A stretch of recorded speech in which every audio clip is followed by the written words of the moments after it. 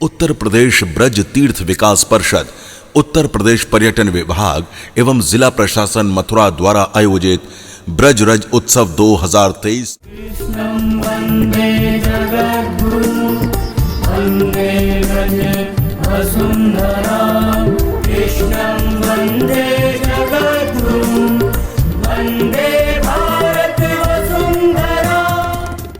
और प्रधानमंत्री जब इस मौके पर पहुंचे तो वहां पर उन्होंने जो संत मीराबाई पर आधारित एक प्रदर्शनी है उसका भी अवलोकन किया।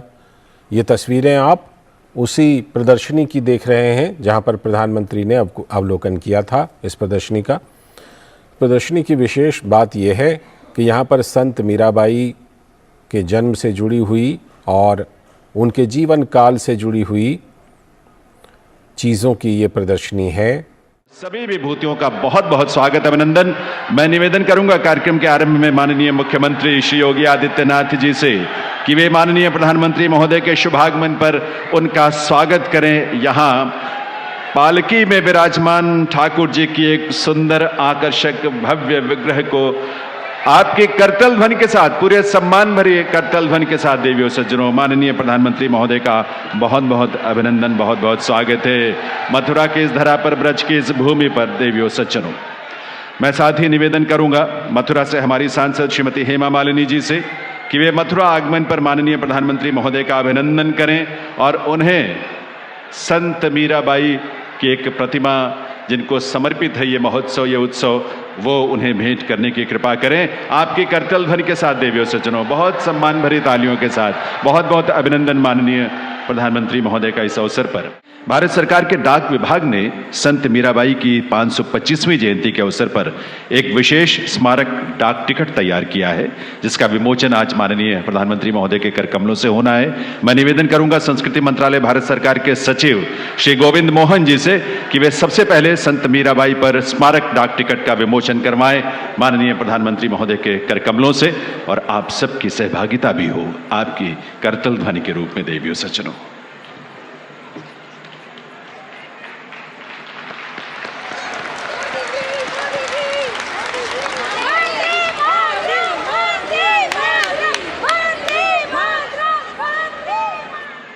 बहुत बहुत आभार माननीय प्रधानमंत्री महोदय का। संत मीराबाई की 525वीं जयंती के अवसर पर केंद्रीय वित्त मंत्रालय ने एक विशेष सिक्का भी तैयार किया है। यह इस अमूल्य सिक्के का मोल रखा गया है 525 रुपए का, क्योंकि 525वीं जयंती है संत मीराबाई की। मैं पुनः निवेदन करूंगा संस्कृति सचिव भारत सरकार श्री गोविंद मोहन जी से कि वे माननीय प्रधानमंत्री महोदय के कर कमलों से ये विशेष सिक्का भी जारी करवाएं। ये विशेष स्मारक सिक्का चतुर्थक मिश्र धातुओं के मिश्रण से बना है और इसमें 50% चांदी है, 40% तांबा है, 5% निकिल और 5% जस्ता, और इसका वजन है 35 ग्राम का। एक बार आप सबके करतल ध्वनि के साथ आइए, अपने आप को हम ऐसे प्रयासों में अपने सहभागिता करें। बहुत बहुत आभार प्रधानमंत्री महोदय का। देवियों सज्जनों, भारत की संत परंपरा में संत मीराबाई का बहुत विशेष स्थान है। छोटी उम्र में ही उन्होंने प्रभु श्री कृष्ण के प्रति अपने को समर्पित कर दिया था और अपनी जीवन यात्रा में लगभग 15 वर्ष वृंदावन में बिताए उन्होंने, और फिर द्वारिका जाकर अंततः सदैव के लिए, हमेशा के लिए अपने आराध्य में विलीन हो गई थी। संत मीराबाई पर हमने एक लघु फिल्म तैयार की है।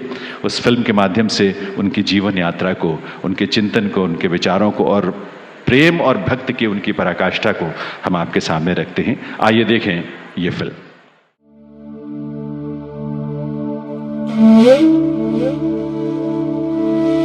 आज देश के अमृत काल में यशस्वी प्रधानमंत्री श्री नरेंद्र मोदी जी के नेतृत्व में देश तेज गति से निरंतर अग्रसर है।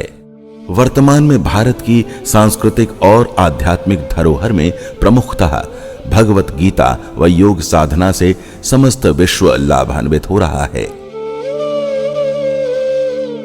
एक ऐसी संस्कृति जिसके लिए सब कुछ ग्राह्य है, जो सबको आत्मसात करती है, सबको साथ लेकर चलती है, और यही संस्कृति न्यू इंडिया का भी आधार है।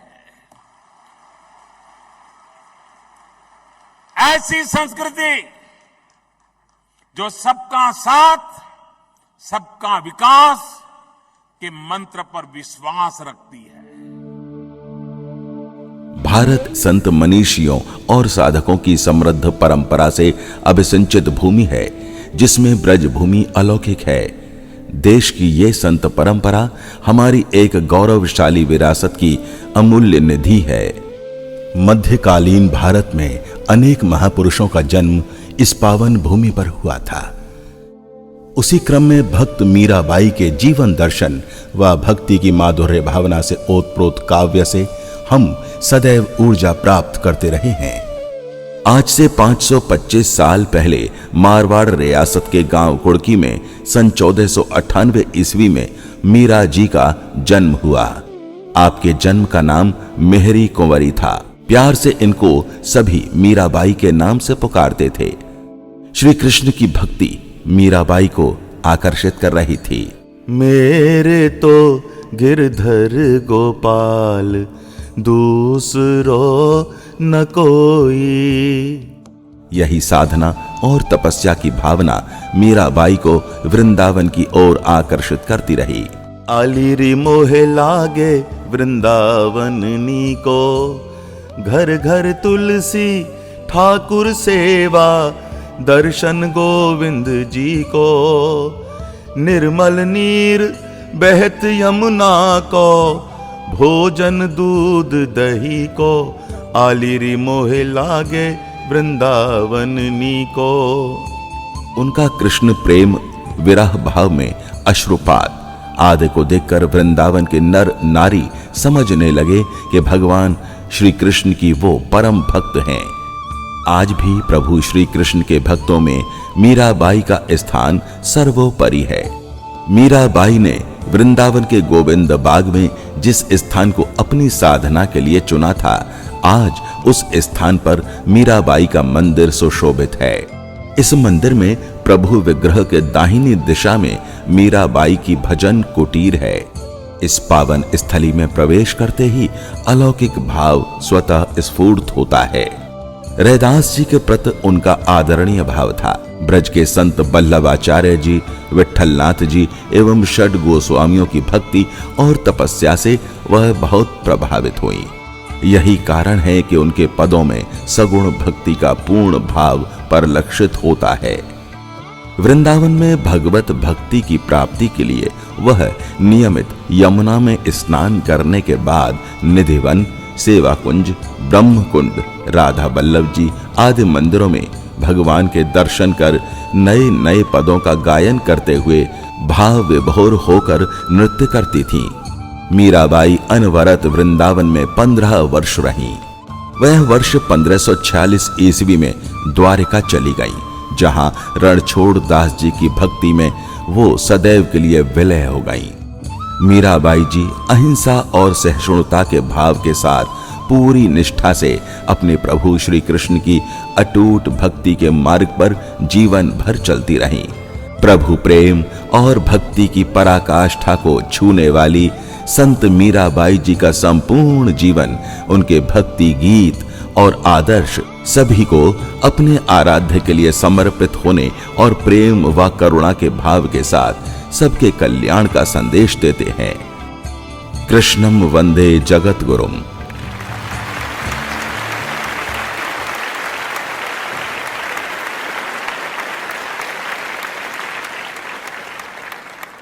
भक्ति काल के हमारे संत इसका अप्रतिम उदाहरण है।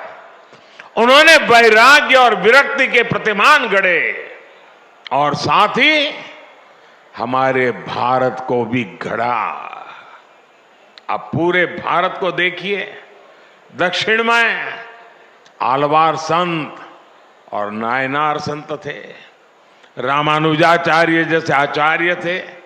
उत्तर भारत में तुलसीदास, कबीरदास, रविदास और सूरदास जैसे संत हुए।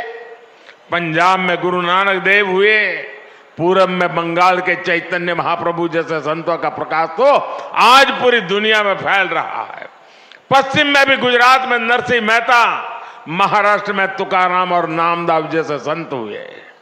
सबकी अलग अलग भाषा, अलग अलग बोली, अलग अलग रीति रिवाज, और परंपराएं थी, लेकिन फिर भी सबका संदेश एक ही था, उद्देश्य एक ही था। देश के अलग अलग क्षेत्रों से भक्ति और ज्ञान की जो धाराएं निकली, उन्होंने एक साथ मिलकर पूरे भारत को जोड़ दिया। और साथियों, मथुरा जैसा ये पवित्र स्थान तो भक्ति आंदोलन की इन विभिन्न धाराओं का संगम स्थान रहा है। मलुकदास, चैतन्य महाप्रभु वल्लभाचार्य, स्वामी हरिदास, स्वामी हित हरिवंश प्रभु जी जैसे कितने ही संत यहां आए। उन्होंने भारतीय समाज में नई चेतना फूकी, नए प्राण फूके। ये भक्ति यज्ञ आज भी भगवान श्री कृष्ण के आशीर्वाद से निरंतर जारी है। मेरे परिवारजनों, व्रत के बारे में हमारे संतों ने कहा है, वृंदावन सो वन नहीं, नंद गांव सा गांव, बंसी वट सो वट नहीं, कृष्ण नाम सो गांव। अर्थात वृंदावन जैसा पवित्र वन कहीं और नहीं है, नंदगांव जैसा पवित्र गांव नहीं है, यहां के बंशी वट जैसा वट नहीं है, और कृष्ण के नाम जैसा कल्याणकारी नाम नहीं है। ये व्रज क्षेत्र भक्ति और प्रेम की भूमि तो है ही, ये हमारे साहित्य, संगीत, संस्कृति और सभ्यता का भी केंद्र रहा है। इस क्षेत्र ने मुश्किल से मुश्किल समय में भी देश को संभाले रखा, लेकिन जब देश आजाद हुआ तो जो महत्व इस पवित्र तीर्थ को मिलना चाहिए था, दुर्भाग्य से वो नहीं हुआ। भाइयों और बहनों, आज आजादी के अमृत काल में पहली बार देश गुलामी की उस मानसिकता से बाहर आया है। हमने लाल किले से पंच प्राणों का संकल्प लिया है। हम अपनी विरासत पर गर्व की भावना के साथ आगे बढ़ रहे हैं। आज काशी में विश्वनाथ धाम भव्य रूप में हमारे सामने है। आज उज्जैन के महाकाल महालोक में दिव्यता के साथ साथ भव्यता के दर्शन हो रहे हैं। आज केदार घाटी में केदारनाथ जी के दर्शन करके लाखों लोग धन्य हो रहे हैं। और अब तो अयोध्या में भगवान श्री राम के मंदिर के लोकार्पण की तिथि भी आ गई है। मथुरा और ब्रज भी विकास की दौड़ में अब पीछे नहीं रहेंगे। वो दिन दूर नहीं जब ब्रज क्षेत्र में भी भगवान के दर्शन और भी दिव्यता के साथ होंगे। मुझे खुशी है कि ब्रज के विकास के लिए उत्तर प्रदेश ब्रज तीर्थ विकास परिषद की स्थापना की गई है। ये परिषद श्रद्धालुओं की सुविधा और तीर्थ के विकास के लिए बहुत से काम कर रही है। ब्रज रज महोत्सव जैसे कार्यक्रम विकास की इस धारा में अपना प्रकाश भी बिखेर रही है। साथियों, ये पूरा क्षेत्र कान्हा की लीलाओं से जुड़ा है। मथुरा, वृंदावन, भरतपुर, करौली, आगरा, फिरोजाबाद, कासगंज, पलवल, बल्लभगढ़ जैसे इलाके अलग अलग राज्य में आते हैं। भारत सरकार का प्रयास है कि अलग अलग राज्य सरकारों के साथ मिलकर हम उस पूरे इलाके का विकास करें।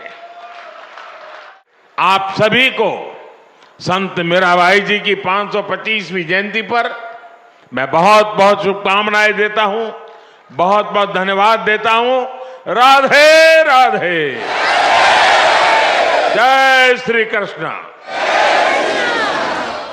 उत्तर प्रदेश ब्रज तीर्थ विकास परिषद माननीय मुख्यमंत्री योगी श्री आदित्यनाथ जी की अध्यक्षता में सभी प्रस्तावित कार्यों के साथ साथ ब्रज के सभी तीर्थ स्थलों को शीघ्र पुनः प्रतिष्ठित करने के लिए कटिबद्ध है। कृष्णम वंदे जगत गुरु।